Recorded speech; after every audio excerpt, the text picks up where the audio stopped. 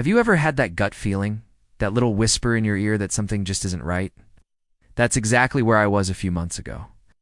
My wife, Sarah, and I had been married for 10 years. We were high school sweethearts. The couple everyone said was meant to be. We had our ups and downs, like any couple, but I always believed our foundation was solid rock, till it wasn't. It started subtly. Sarah began guarding her phone like it was the key to a national treasure. It used to be left on the kitchen counter, the coffee table, wherever. Suddenly, it was either in her hand, face down beside her, or tucked away in her purse. At first I brushed it off. Maybe she was into a new mobile game or a group chat with her friends was just blowing up. I didn't want to be that guy, the suspicious, insecure husband. I trusted her. But then other things started to add up. She started working late more often, claiming new projects at her marketing firm required extra hours. Client deadlines, she'd say with a tired smile. Weekend plans we used to make were suddenly canceled because she had a work emergency or a last-minute team meeting. Our once lively dinner conversations became quiet. I'd ask about her day, and she'd give me one-word answers, her eyes glued to her phone screen. The physical distance grew too. The casual touches, the hugs when I got home from work, the hand-holding while we watched TV, it all just faded away. When I tried to initiate intimacy, she'd often say she was too tired, too stressed from work. I tried to be understanding, cooked her favorite meals, offered to give her back rubs, and suggested we take a vacation, just the two of us, to reconnect. Each suggestion was met with a vague, non-committal response. "Maybe next month, honey," she'd say. "Things are just too crazy right now," but next month never came. It felt like I was living with a roommate, not the love of my life. The breaking point for me was our anniversary, our 10th anniversary. I had planned a surprise dinner at the restaurant where we had our first date. I bought her a beautiful necklace, something she'd pointed out in a jewelry store window months ago. I was so excited, thinking this would be the night we'd finally break through this wall that had grown between us. I came home early, got everything ready, and waited and waited. An hour after she was supposed to be home, I got a text. "So sorry, got pulled into a last-minute client dinner. Can't make it, rain check." On our 10th anniversary, my heart just sank. That's when the gut feeling turned into a roaring alarm. This wasn't just work. Something was seriously wrong. That night, I barely slept. The image of her text message burned in my mind. The next morning, fueled by a mix of hurt, anger, and a desperate need for the truth, I decided to do something I never thought I would. I knew her phone password. It had always been open like that, or so I thought. When she was in the shower, my hands were shaking as I picked up her phone from the nightstand. I felt like a criminal in my own home. My heart was pounding in my chest. Opened her messages, and there it was. A thread with a name I didn't recognize, Alex. The messages weren't about work projects. They were filled with "I miss yous," "can't wait to see you agains," and heart emojis. They talked about secret lunches and late-night meetings that had nothing to do with clients. Scrolling up, I found messages from the night before our anniversary.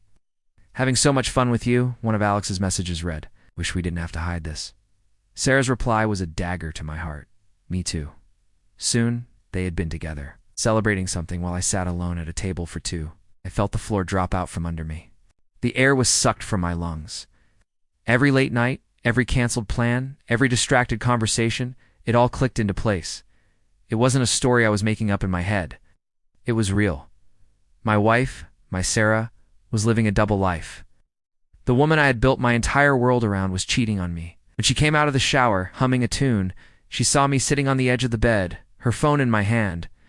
The smile instantly vanished from her face. She didn't have to ask. She knew I knew. I couldn't even speak at first. The betrayal was a physical weight, crushing me. "Who's Alex?" finally managed to ask, my voice barely a whisper. There was a long, heavy silence. She looked at the floor, then at the window, anywhere but at me. Finally, she confessed everything. Alex was a new colleague at her firm. It started as a friendship, she claimed. An emotional connection she felt was missing from our marriage. It soon escalated into a full-blown affair. She cried.